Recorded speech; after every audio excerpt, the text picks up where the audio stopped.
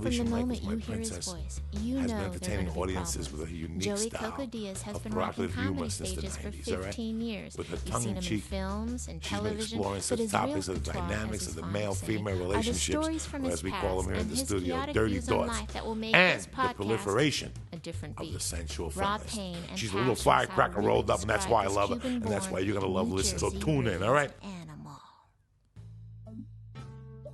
Welcome to Beauty, And the Beast. Felicia Michaels. Joey Diaz, you're all sweaty in your Giants t-shirt. No, this is just walk. I had to walk my wife to the train, and then I went home, and I realized I was fucking starving. Oh, yeah? And when I walked my wife to the train, it was like 8:30, and I said, let me just take a walk. I haven't walked since like Monday. I just walked all around. I walked down to Magnolia and walked up, and it was just great. By the time I got home, it was a little hot out there. It was a little hotter than yesterday, it feels. Yeah, it's going to be hot For a today. lot of people who don't know what's going on in California, it was 100 and something. In my car at 7 o'clock, it was 100 degrees last night. Yeah.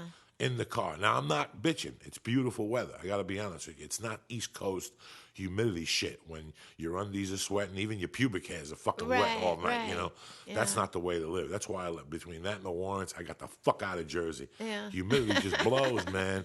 I can't deal with humidity, but we're here. It's a beautiful day. Felicia Michaels. Some guy wrote the best thing about you yesterday. I read online. Really? He said that your voice was audio perfume. Oh, God, that the my greatest? clit just twitched. Oh, we got some great Gmails this week. I mean, yeah? people fucking, they're like, your voice, Wow. Felicia's voice. So thank you Wow. for all Thank the you for emails. You know, we're trying our that. hardest. We're trying to extend the I'm podcast. going to clear my throat and try to even make it more sexy. You know, you were talking about you like the text sex, whatever the fuck, the sex I love, text. oh, you got these, yes. You got these guys pod sexing. Really? You opened up a whole different dimension. People are jerking off listening to a fucking podcast. No more porn, no more until my voice comes on. Then it's like a finger in your ass. You follow me? But when you're on, people are like, oh, yeah, keep talking, Felicia. And they're banging one But out. you know, that's why we're so perfect, because I will lay the groundwork of meow and then that. And then, you know, when you're having sex with someone and it's just beautiful and sweaty and you're sliding all over that person, you want that quick jab up the ass. That's right. Or you just want, I'm the feeling when you come. Ugh, and then I come in the room. What's going on? Anybody want any popcorn? Anybody hungry? That's me. I'm like destroy the whole fucking fantasy. I destroy the whole thing. You know what I'm saying? So it's been a great summer. I'm happy we got this going. A lot of people are happy. This is our fourth podcast, or fifth one. This is going to be our fifth podcast. Fifth podcast, and I'm digging what's going on in the comments and stuff. And we're just talking about our lives, really. Yeah. You know, that's it. I do want to tell the viewers I took the blood test this week. Yes. And did not faint. I can't believe it. I did not faint, and I fucking sweated out for 2 days. I didn't sleep since Friday night. I went home Friday and couldn't sleep, and then I tried to take a nap Saturday, and something happened with the cat, and I yelled at Terry, and that's when I caught myself. I was like, oh, I'm sweating this shit, because for me to yell at my wife, I'm really fucking hot. And then Monday morning, I was a mess, you know. Really? And I didn't smoke pot. I couldn't eat. So I got up at 6, and I'm just sitting there watching CNN, and they're telling me about all this shit that's going on in the world, and I can't eat. I can't smoke pot. I get down to the doctor, and it was so weird because I fainted for years. We discussed it. But the weird thing was it didn't even take me to that faint zone. And when I got home, I called Felicia, and I told Felicia what was going on, what had happened. He took my mind off the faint. After I got the finger in the ass, there was no blood test. The finger in the ass, listen, I'm not gay. I'm not homophobic. I don't know. I just never really dated anybody that pursued the finger in the ass. I had one girl that liked to go down there and do some shit, and I didn't know how I felt back then, even with it. She would just tickle your asshole with the finger. I didn't know. This doctor... Oh, give me a break. If a girl tickles your butthole, you don't know whether you like it or not. No. I wasn't sure, Felicia. I'm too uptight, dog. I got the Cuban macho thing going, and I'm fucking nuts on top of that. It wasn't my bag. It wasn't something that... It wasn't a half gram of coke where I got to go out every night and do it. Right. It was okay. It was like doing a fucking hit of speed. I don't like it, but I'll do it if you got something. You know what I'm saying? That's what a finger in the ass felt like to me. Yeah. And it was weird because I went into this thing, but I didn't realize the finger in the ass was coming until I went into the doctor's office, and they said, put a robe on and leave your undies on. And then I laid down, and he goes, all right, pull your robe up. And I pulled the fucking panties down I had, and the Cuban egg roll was in full effect, and he had gloves on. He felt my balls, you know. Then he told me to lay on my side into the fetal position, so I thought he was going to touch my kidneys and stuff. Next thing you know, I just felt this thing going up my ass, and it hit like something in the middle, like it hit my belly button because I felt it, like it tweaked me. You know what I'm saying? Like it adjusted me. It was like fucking cleaning out You your have head. an Like, outie now. everything went out. I have an outie now. You fuck. Everything blanked out of my mind. And there she was, true blood, ready to take the fucking blood out. Oh, really? So I laid down, and it was like, he had already raped me at that point. Who gives a fuck? My arm just popped down. I had Santana on the earphones, and all of a sudden, I felt like a little prick. And that was it. I didn't feel, she put my arm back, which I usually freak. Right. 2 seconds in, my legs start squirming, and they got to say, hold on, it's going to be fine. I'm almost there. And I can feel nothing. Really? She folded my arm. I got up, and I was like So- a fucking soldier. Maybe that's the thing. Maybe every time you get your blood taken, you should do a little Finger up my ass. I got it. And it was just null. I'm telling you what, the finger up the ass null involved everything. This is a Joe Rogan joke, but it's kind of the same. It was like pressing Alt, Delete, and whatever in your computer. You know, like everything just went out of my mind that had been in there. button. Yeah, it was better than therapy. It was better. I didn't have to talk to nobody. It was, but I was really blown away when I got home. I wrote about it. I didn't, faint. And I'm happy because I usually embarrass myself and I embarrass the doctors. Right. And it's good. It's just, I might keep this I like this healthy living. I really do. I've been going to yoga. I'm so glad I to fell hear in yoga. that. I went to Tai Chi twice. By the way, you look good every time I see you. I'm trying. Especially when it's a couple of weeks. You look wonderful. I'm trying. Yeah. This was big for a long time. If you really want to live in this town, you got to look the part sometimes, And, Right. and Well, you just feel better. yeah, you just feel better, so it magnifies. For years, I lived in this town. My skin was turning green. My nose was dripping. My eyes were red. It's fucked up. People see that, People really see that. You're not sleeping. And now for the first time, I'm doing all these things, and it feels good, baby. You know what I'm saying? The dick is working. The heart on is back better than ever. Wow. That's what working out does. You basically work on your heart on. Guys know that. Really? The older you get, the more you work out, the hornier you fucking get. I don't know, but here's the thing. Some guys take it too far. Like, I had this boyfriend named Glenn once, and let me just tell you, the most beautiful body I have ever laid my hands on. But the downside was every time he'd fucking turn around, he'd be doing sit-ups. And you know what I mean? It's like, dude, we're at the fucking movies. Get up. Get up. Yeah, that's fucked up. But he was a delicious little morsel. Oh, I didn't know if you were going to go with somewhere else that his dick didn't work or something, you know what I'm saying? Because usually the big guys, their dicks don't work because of the juice. Who knows? I don't know. That's only if you marry them. Oh, that's if you marry them. That's what I hear. That's what I hear. That's what you hear.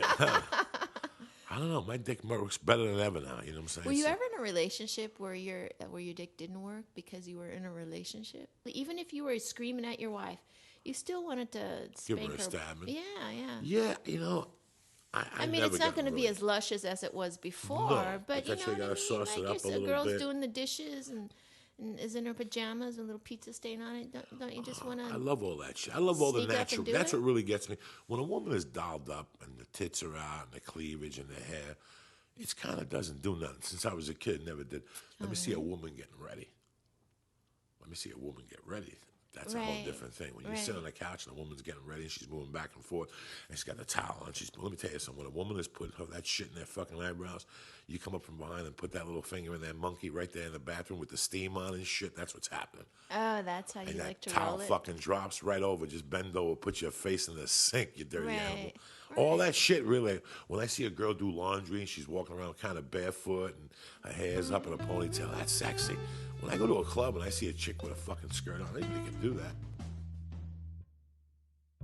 Well, a girl to get you would just be in a towel with some curlers in her hair. Oh yeah, fucking cooking. Some chick over a stove with a cigarette hanging with ashes some rice falling and on the eggs and shit. with a Dr. Pepper in her hand. Oh, We I know love how you all that roll. shit, all that sexy stuff right there. Then you give them a little flying stabbing. You know what I'm saying?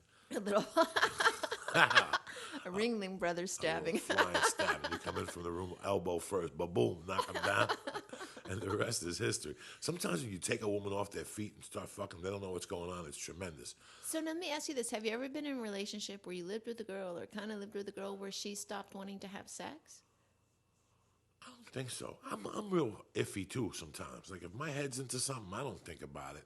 Then I go in the shower and I wash my balls and I'm like, fuck, when was the last time I unloaded this cannon? You know what I'm saying? Then I get home and you start thinking about it. But there's times I actually forget for like a week or something. Right. Well, what do you what is your average sex Once a week, twice a week. Really? Yeah. like to mess it up a little bit. You know what And I'm then saying? how long does it usually go for? These are my 10 questions. seconds. 20 seconds. You know, I rock the house, bitch. 32 seconds. I rock it. You know, I send You're that like, shit home. You go in like a missile. I send that shit home. You know what I'm saying? I last like a minute and 10 if I whack off first. Then I go tear it up. You know what I'm saying? I got to go back to Fast Times at Ridgemont High and whack off before the date like I'm in the fucking 4th grade again. Sometimes I get overly excited. You know, when I was really heavy, I get overly excited and just come while I was taking my pants off. Like New Bomb Turk in fucking Hollywood Nights. When he came with Fran Drescher. Did you come, New Bomb? Oh, my God, I'm so embarrassed. That is so funny. And by the way, when you do the best Fran Drescher, it almost makes my nipples hard. So, but let me ask you this. What's the longest that you've ever done it with a woman? 8 hours, but they got a lot of Colombians in the room. You know what I'm saying? A lot of cocaine, a lot of fireworks, explosives, shit like that. No, I don't know. You know, it's all different sometimes, how you feel. Sometimes you tear it up, you bang one out, and you go right back to it, you know? Yeah. Sometimes it's all depends, you know? Sometimes you're really fucking horny. You want it from all angles, and, you know. What do you think the average guy, you know, What like am I? when you talk with your what is friends this, about Rolling sex? Stone fan? I don't talk to my friends about sex. I don't like that shit. That's disgusting. You don't ever talk to I have you don't a ever few talk to friends, Rogan about sex, like Rogan, No, how you throw it, how's it go down. No, You don't ever do that. no, Really? no. I'm a man's man. No. No? I got a buddy who every chick he fucks, he takes a picture of, and they know.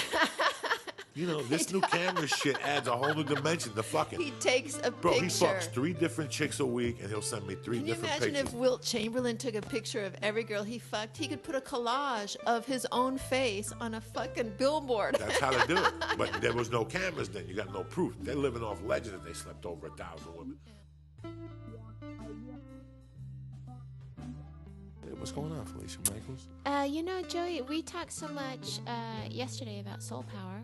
And for people that don't know, like, we usually meet a couple times a week and just have a conversation, and then we whittle it together into the podcast. But yesterday we spoke about soul power, and oh my God, Joe, I downloaded it on my iTunes. Took 3 fucking hours. I was breathing heavy, like, why is it taking 3 hours? And I watched it last night, and amazing, Amazing. like, just astounding. All just, those cultures, you know, Yeah. together. Yeah. And the funny thing was, years ago, I watched a biography on Bob Marley, and they interviewed, out of all people, I think I talked about this, Keith Richards. He has Keith Richards high as a motherfucker, and he goes, hey, man, what'd you expect? He took it back to the motherland. And once you Right. realize that everybody's from the motherland, that'll take the bullshit in your life away. And I thought about that. I'm like, how deep for Keith Richards to say that? When you want soul power, it comes to life. Yeah. It's a documentary that was built around Muhammad Ali's fight with George Foreman. The That's what we Rumble talked in the about. Jungle. Yes. Yeah. And yeah. I mean, I'm happy you watched it. I was blown away by it. First of all, you know, it's been so long since it's been actually filmed that the irony of it, you know what I mean? Like, it's is in place when you watch it, and the understanding of simple things like just what they're wearing and how cool it looks, and it looks like someone fucking art 36 directed it. years ago. Yeah, and when they're in the plane, like all these, tell them about the plane where all They have the a plane ride, and they have like a couple different planes. They got like James Brown on one plane, but the main plane was the Fonny All-Stars, who, like I was telling you the other day, was owned by a Jewish guy. But these spics were fucking crazy. They were crazy. They got on this plane. First of all, they were at the airport for 6 hours. So you know a package came out. And they started bumping and drinking. Then they got on the plane, and they're fucking hammered. And they show this white dude, awesome. a producer, Yeah. and he's hammered. And he's trying to talk. And he's sitting there with Ismael Miranda, and they're trying to talk, and his eyes are whacked. Then they flash back, and they see all these Puerto Ricans. Basically, it was like 10 Puerto Ricans, a Cuban guy, a Mexican guy playing this stupid Cuban jam, you know. Right. Celia Cruz is banging the shoe on the top. And all Oh, of a when sudden, Celia Cruz takes her fucking Yeah, shoe and yeah. bangs it where the luggage goes, it's fucking it's awesome. brilliant. Yeah, But yeah. then they flash over to B.B. King, and he's sitting there. He's Yeah. a black guy from the South, sitting there with a guitar, acoustic, playing to the Spanish music. And right there, if you have anything, if you have any love or appreciation for music, you will get a tear in your eye. Yeah, Because it's- that's what it's all fucking about. It all goes back to one goddamn thing.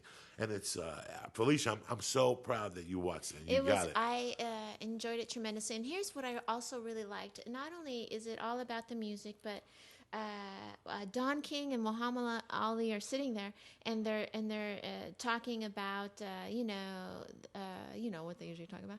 And Bill Withers comes over with no fucking shirt on. You know I'm a huge Bill Withers freak. I would be so bummed out if Bill Withers like turned out to be the biggest fucking freak on the planet. Like, don't tell me any naughty things about Bill Withers, because I would like to be in denial about it. But Bill Withers comes over, and he doesn't have a shirt on, he's eating. and he's just fucking chowing. And here's Don King and Muhammad Ali having this intense conversation, and Bill Withers like, I'm gonna eat the fuck out of whatever's on this plate. It is. Plate.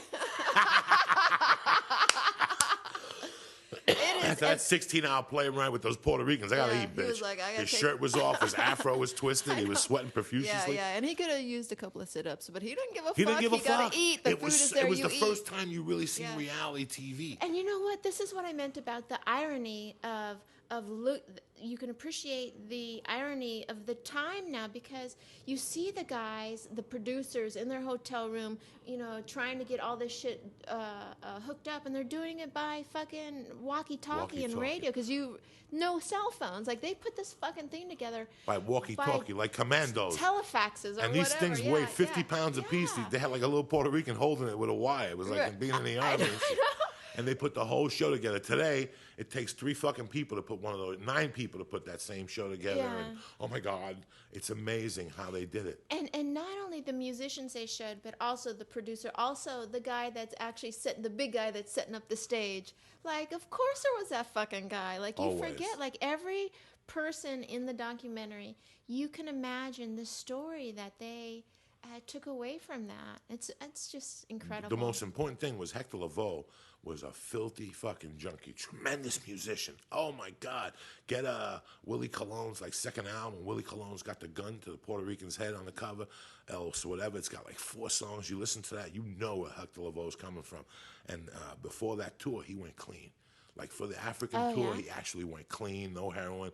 And even they show him in the rehearsal, and he's singing, and he's skinny, and his teeth are fucked up.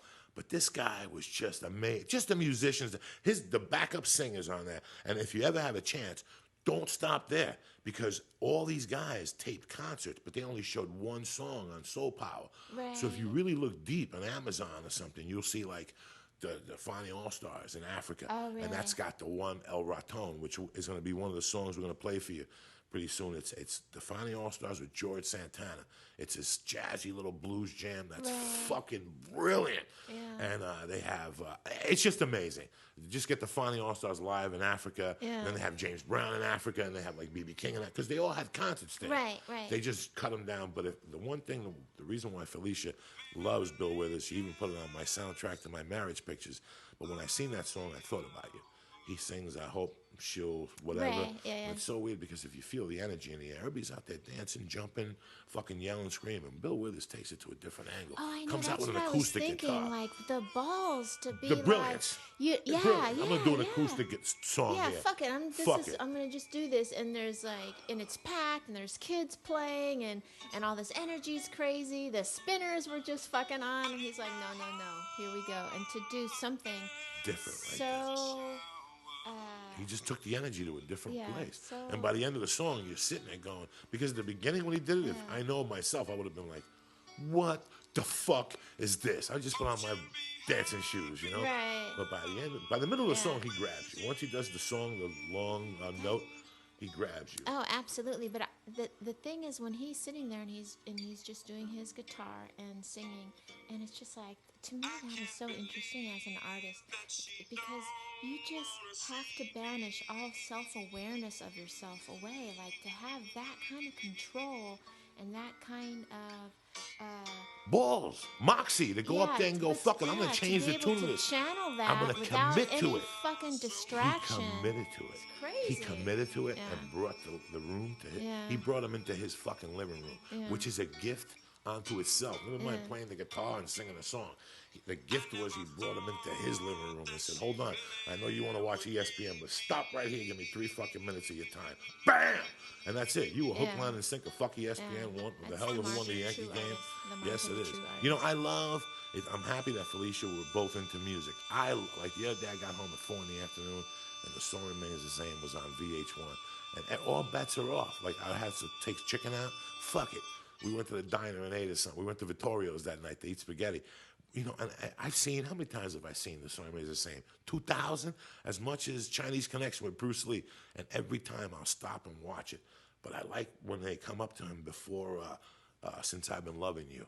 And he just goes on a tangent with his fucking green teeth. You can see there's no fluoride in England. Robert Plant's got like little sticks for fucking teeth. And he's talking about the energy in the room. Oh my God, Flea. He goes, the energy, bow. And all of a sudden they just go. They flash to Jimmy Page with a double neck going into the beginning of Since I've Been Loving You. Let me tell you something. If there was heroin in the house, I would have shot that motherfucker and taken the trip. You know what I'm saying? I would have taken the trip. My wife would have came home and said, why are your feet on the coffee table? You follow me? I can't even imagine what it must feel like to be able to do that. One time, someone asked me, "What is it like to do comedy?" And it was someone that was a very serious person, and I thought about it, and I was like, it's like surfing. It's like surfing people's emotions.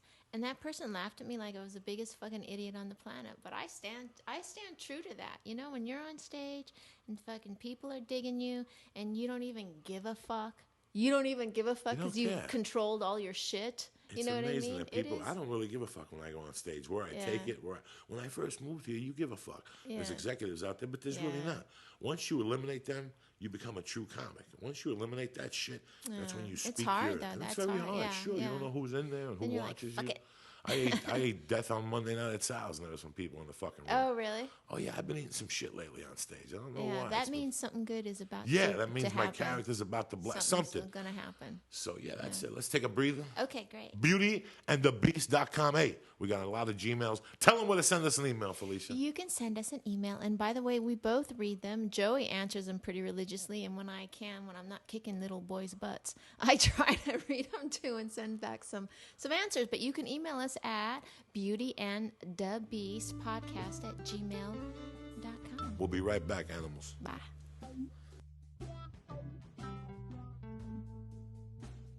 I wanted to talk to the people a little bit because we mentioned it that October 10th, 2010 at 10 o'clock, we're having them taping my CD plus the Beauty and the Beast podcast. We're going to have a little party. Felicia come down and do a couple minutes. And it's pretty funny. She wants to raffle off one of her pictures. And I don't know, a lot of us don't know when Felicia got out of comedy for a while, she took into photography. I don't know the exact story, but you took a lot of interesting pictures. Tell these people how the fuck you got into photography, because I even want to know. I never really discussed it. When I was doing a stand-up, I traveled quite a bit. I did sometimes up to 30 weeks a year on the road. And, you have a lot of time during the day to kill. So I bought a camera, and I just started photographing wherever I went. And then around the time where I was nominated for my first comedy award, I got really sick of working the road. So I took 6 months off, and I went to film school, and I went to photography school at the new school, and this is all in New York, and I just started photographing comedians, like at the Luna Lounge. There was this thing in New York. I don't know if you ever heard of this called Luna Lounge, but it was at the beginning of the New York alternative comedy scene that my ex-husband kind of started putting together, and then Jeff Singer ran for a very, very long time with a mutual friend named Naomi Steinberg. And I photographed that, and then we moved to LA, and I stopped then kind of doing comedy at all, and I started doing a lot of photography, and I traveled quite a bit. I went to Cuba, I went to Argentina, Cambodia, Budapest, Greece. I mean, I really went to a lot. Spain, Morocco. I was very fortunate that I was able to travel like that. You listening to this, people? This ain't no eat, pray, love bullshit. Yeah. This is I real. fucking hate eat, pray, love. I hate that. I know you do. We talked about that earlier. I fucking hate that. But, it's pretty interesting that this ain't some photographer that took a 6-week at fucking GNC, and now she's photographing people. She paid her dues, but she knows it from a comedian that you need to do that. And that's why I was really admired when you said you had gone to Cuba. Yeah, that was an amazing trip. Cuba, and when we went, I was very lucky because I had made a couple of short films, and I don't know if a lot of people know this, Mitch Hedberg, he made a feature that got into Sundance, and I was the assistant director and line producer. What's the name of the movie? Enchiladas? It's called Los Enchiladas. And it got into Sundance, and that was a very cool experience. But the cinematographer that shot that movie also shot one of my short films, and he had just been to Cuba working on a documentary, so he really hooked us up with an interpreter, And so this other photographer and I went to Cuba, and we had a really eye-opening experience. I mean, and this is the height of, the embargo, and this is quite a few years ago, and it was a weird thing to go to Cuba and to be eating at a Cuban restaurant and to have an apple served to you with a Washington State sticker on it. Like, yeah, this fucking embargo is really fucking working. Like, that's ridiculous. But we went all up into the heart of Cuba, and it was really an amazing experience. And also during this time, I started working for this lady named Julia Dean, who has a school here in Southern California. And I was one of her interns at first, and then one of her assistants, and then I curated the shows that she has there. And I got to work with a Pulitzer Prize-winning photographer as his assistant. We taught underserved kids photography. And through this, I met a gentleman named Michael Greco, who is a well-known portrait photographer to the stars, and I was his intern and assistant, and I worked for him. He did a coffee table book on the porn industry, and went to the once a year porn awards, AVN, the AVNs. Right. I went there at the AVNs, and it was so funny because at the time when I was being his assistant at the AVNs, and there was like probably 10 of us going there. I was the only girl except for the studio manager, and my husband was trying to at the time, ex-husband, was trying to get my youngest son into this Episcopalian school. So it's like they were, they had the meeting, and they're like, "Where's your wife?" And he couldn't say, "Well, she's at the porn awards." You know what I mean? So, but it was a really eye-opening experience to witness backstage things of that matter, and then I wanted to photograph something pretty seriously, and I had always done comedians backstage, and I thought to myself, you know what, I really should focus on what I really know and what I have an understanding of, because I think in a lot of ways, I mean, there's lots of guys like Dan Dion he just did a book with Paul Provenza, who did the writing in it called Satiristas. And that's a very, it's a very nice book. But I just thought to myself, I kind of have an information where I understand the subtleties of what I'm photographing a little more than most people. And so I started photographing comedians. I photographed at lots of festivals. I would, out of my own pocket, fly myself to any kind of gig who I thought the person was interested or interesting to photograph, or it becomes like like a collection. I feel like I'm collecting Pokemon cards, like, oh, gotta get that guy, you know what I mean? But I then put it together, and 2 years ago it was chosen as one of the best projects in the United States in Santa Fe. I can't remember the name of the I can't exactly remember the name of the whole thing that they have there, but it was also won first place for documentary photography in Paris. And that's the one you put on Facebook. That's the one I put on Facebook. So go to her Facebook page. Yeah, go to my you put a lot of Facebook. It's also on there. my website at FeliciaMichaels.net. There's some of them there, and I really love doing it. I do it in a documentary style. I started with film. It's only recently, in the past 6 months, I've started doing digital, because I have a brand new spanking fat ass fucking camera that I love. And I've had big digital cameras before, but this one is finally able to do the subtleties that I like that film can do. And I'll probably continue doing it the rest of my life, because I feel like it's the history of comedy, and I think the history of comedy is so fucking interesting, because it's just a reflection of us all, of what makes us tick, so. Pretty fucking interesting. Go to her webpage, FeliciaMichaels.net. Take a look at her art. And if you're lucky enough, you could win the picture of David Tell. Right. And my man there doing that thing. Lewis Black. I'm going to give out tickets at the door when Joey does his taping, October 10th. October 10th at 10, Sal's. 10, 10 at 10 o'clock at Sal's Comedy Hall. 833 North La Brea. And we're going to give out tickets, and at the end of the show, we're going to give away a beautiful print, already framed and signed, and such as that. Put it together. Yeah. We'll be right back. Beauty and the Beast at gmail.com. Please send us some ideas, send us some questions, send us whatever the fuck you want to send us. By the way, being able to take pictures, like, I was away on the road for 3 weeks, and I have this guy that I'm kind of digging on right now. great pornography. I can do my own pornography. Oh, shit. No face, though. No face. We'll be right back. Beauty and the Beast podcast.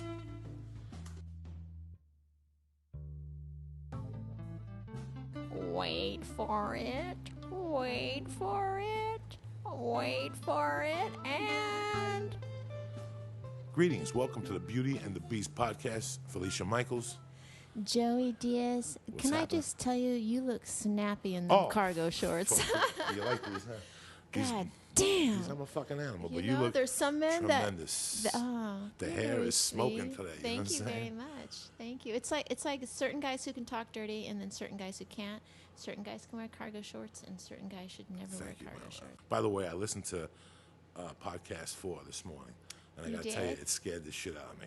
It scared the shit out of me because I was doing stuff around the house while I was listening to it, and it really grabbed me. It grabbed my ear. I mean, it was like medicine.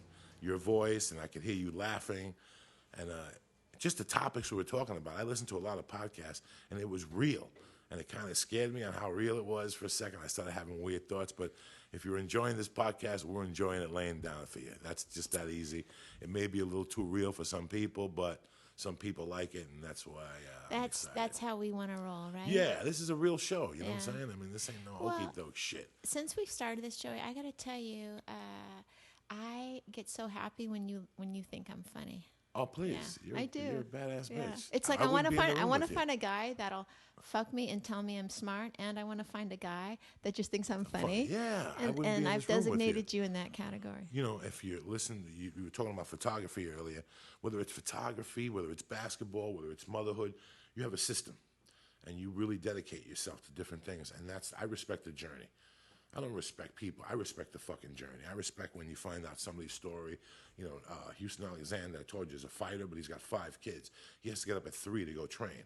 And then he comes home at 6 and takes his kids to school, and then he goes and delivers a UPS truck. Then he comes back, and those are the journeys I love. Those are the people that have most to tell you. I find that That's very interesting. Yeah, you know? like even when I meet a man now,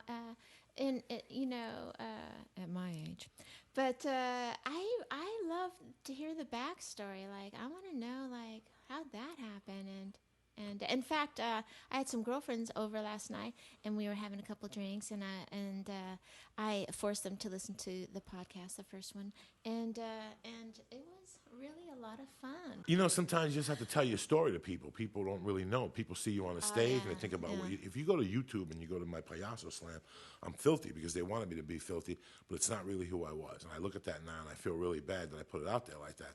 But it's not. And I thought about that, like if people really seen who I was as I was falling today in warrior stance at yoga. I fell again today. You know what I'm saying? You did? Yeah, I fell You twice did? in 2 weeks. Yeah. And I go to yoga now, and here's the thing, I dig it. I've been digging it lately. I dig the stretches. I dig all the stuff. And I'm sitting there today, again, thinking to myself, if this lady next to me was pregnant, she was cute, and there was one on the other side, she was pregnant, she was cute, and I had an old lady next to me that was, I gotta say, 70, that looked tremendous. Right. Like she was just a beautiful smile. She had an English accent. I was talking to them. They were all very sweet. And I'm thinking to myself, if these fucking motherfuckers knew that I kidnapped somebody in '87, you know what I'm saying? Like, I know. you know, Like when you told me in the middle of the podcast and Yeah. I didn't know, Joey. But it's so weird. Like they don't know that I used to do the crazy. Like the other day I was talking to a friend of mine, and he brought up this friend I grew up with, and he was saying, "Well, I have a friend that does drugs like that." And I was trying to explain to him, I'm like, "Bro, it wasn't about the drugs with my buddy. It was that he was just crazy." And during the conversation, I said, "Let me tell you something. When I went back in '94, after he had a wife and a kid, he said to me, when I take a ride with me, and he's like, here, put that badge on.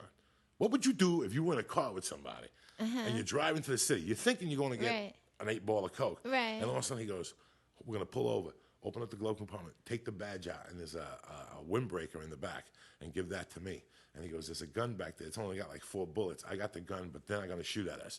And I'm sitting there looking at him. I'm like, and I couldn't say to him in the car, like, listen, we can't. Where we going? I thought we were going to buy a package. He's like, listen, I got my DEA friend gave me a badge and a jacket, and he gives me these drug dealers up in Harlem, and we go over there and case them out, and we rob them. And I actually went on like 2 or 3 of them with him. This is after I went to prison and got out, and I was doing fucking stand-up comedy. I'm doing stand-up comedy all over New York, doing open mics, 6 minutes, bring 6 people. And this was my savior. He was my brother. I used to be flat broke. I'd go into the city, and how I got into the city, I'd work it out. And I'd sell cars on 12th Avenue, and I'd take change out of the ashtrays to eat a hot dog. Right. And then I would call Darren. So you people really do that. I would take the tokens for the fucking thing and take them to Really? 118th Street and sell them. And I would call Darren like at 7:30 and go, Darren, I got no money to get home. And he was married with a kid. He'd come over. His excuse was to pick me up. But he was going over to pick up like a gram of blow. He was crazy, Right. Darren. He was 5'2", 190, all roided out, fucking amazing. Oh, yeah. And I grew up with him. And it's so crazy that these ladies are sitting next to me. And I thought of that story. I remember walking up the stairs in 168th Street in like St. Nick, and walking up a stair, we're going to go rob these drug dealers. And he knew that they didn't have guns in the house. And we sat them down, we took their coke, and we left. And I remember going, like now, today, sometimes I'm laying in bed with my wife, and I got the sleep apnea machine on, it's breathing, and all of a sudden I just go, huh, like I'll shake from Right. those moments in my life. Right. Like when I was walking down the stairs with those 3 ounces, they could have just shot. Oh, yeah. You know, when I was going through that airport that time with the 12 ounces in my fucking dick, the time I got so coked up on the plane before the plane took off that I couldn't even go to the bathroom anymore. So I would put down my little lunch compartment, you know, the little dish in front of you, and I put a blanket over my head and do a line off it and then pop my head to make sure nobody would see me. I always think about those things, how there wasn't a marshal sitting next to me, like how I got away with that stuff, and now you're sitting at yoga. Right. You know, with women talking about, oh my God, I'm in my 3rd trimester. Oh, do you go to spinning class, girl? And I'm sitting there going, what the fuck is this? But this is my life now. Right. And it's, and I like people, you know, people come up to me and say, they don't know I kidnapped somebody. It wasn't the most enjoyable day in my life either. It's not like it's in my nostalgia book, but it Right. happened. Right. And I have to respect it, you know. For a while there, I was going to these meetings to be on TV shows, and they give me paperwork. Like, there was a rumor for a while that Roseanne Barr and Louis Anderson were going to do The Biggest Loser for comedians. Oh, So they really? called me up, and they're like, would you be interested? I'm like, fuck yeah, $100,000 to lose weight? I ain't going to lose shit. I'm just going to go up there and eat and fucking eat more. It's Right. $100,000 to do on the show. If you win, they give you another $100,000 Yeah. or something. They have to give you food. Yeah, and I wasn't ready to go on that show at that time. I was still doing drugs. I wasn't Right. ready. And I remember I went to the interview, and you know, you have to mark whether you have a felony or not in the box. You know what I'm saying? They like explain. I had to go to an attorney to type up like an affidavit. Like I went in there with like a notebook of crimes, you know, and they're like, "No, we only want the last 10 years." And at that time, I haven't really gotten in trouble since '95, you know.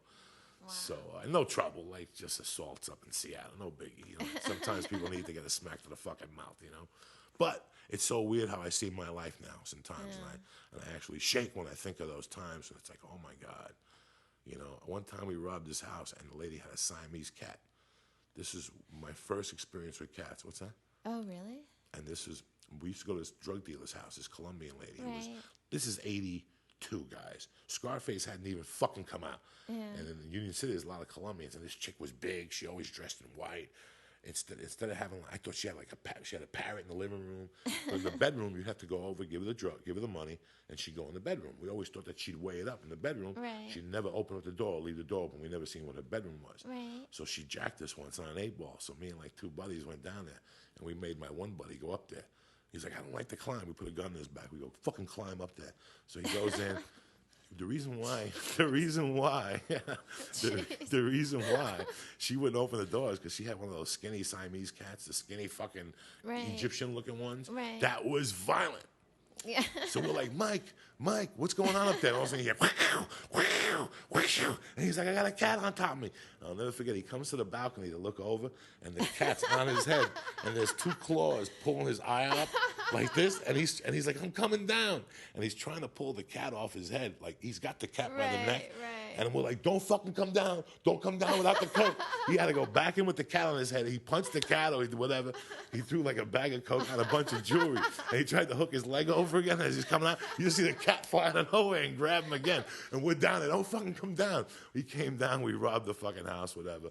But the story was, till this day, Mike, my buddy who was like my brother, he still has one of the cat claws in his fucking head because he didn't want to go to the hospital because he thought that they would have like fingerprints like the cat. Right. You know, like instead of getting shot, he had a claw in him. You know what Let's do a DNA I'm saying? match. So till this day, like if you feel over here, there's like a little lump. By now, the nail probably disintegrated, but just the skin puncture Right, must have right. swelled. He always like, whenever we're like, let me touch it, he's like, fuck you, cocksucker.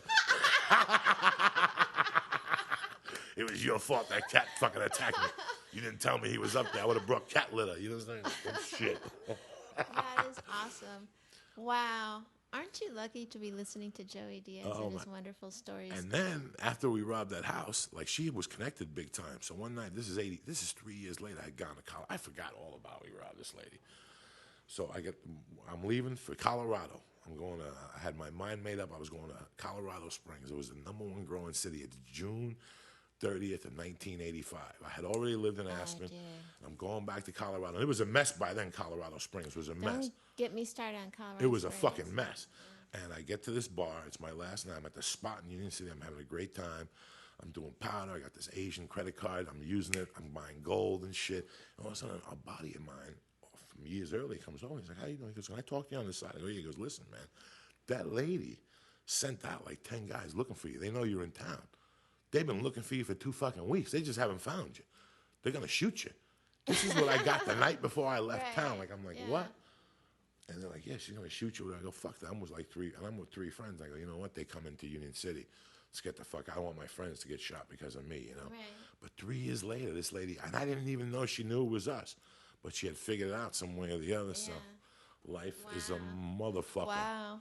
Yeah, you always got to be, it's like the Austin Powers movies when they always have a cat, or, you know what I mean? In the James Bond movies. Yeah, but we didn't know she had the fucking cat. That was the secret. She was like the guy in the Enter the Dragon. That was the secret. He didn't have a hand. You know what I'm saying? Same thing. She didn't let us know fucking Leopard, the cat was in the room. I know, Those that criminal was her stories are magical fucking evil crazy. charm, You got to drop those criminal stories on these people from beautyandthebeast.com. If you have your own criminal stories, email it to us at beautyandthebeast. But with a tinge of redemption, like there has to be like a moral to it. What's the moral to the story? The cat attacked me? I would never rob a fucking house again. What's the moral to the story here? Go to Petco before you rob a house with a cat? The moral to the story is I fucked up. That's what happened. I robbed the wrong house. You know what I'm saying? Oh my God. Our youth is a motherfucker, and it comes back to bite you in the ass. And that's why I put these out sometimes, because sometimes I go on Facebook and I'm like, I'm surprised nobody from prison has ever fucking sent me a Facebook thing. Even though it was 20 years ago, I was a pretty funny guy back then, you know what I'm saying? Right. And nobody ever said, hey man, I remember you from the cafeteria, or, you know, whatever. You know, we made a burrito on the radiator one time, you know, whatever. So, but email us your criminal stories at Beauty and the Beast podcast at gmail.com. Beauty and the Beast podcast at gmail.com. Am I saying it wrong? No, we're just fucking around and fuck them up. You know what I'm saying? You guys have been great. Thank you for listening. Oh, by the way, I want to tell the story about the Peppermint Lounge. Go ahead. No. The next time. Will you remind me? Yeah. Okay. Well, write it down. Anyway, Beauty and the Beast. Thank you for listening to another fun-filled episode of Beauty and the Beast podcast. You know, this is your podcast as well as ours. Felicia, drop it on them. Where can they email us? They can email us at beautyandthebeastpodcast@gmail.com. All right. I love you guys. Stay black. See you next week. Throw a kiss, my love.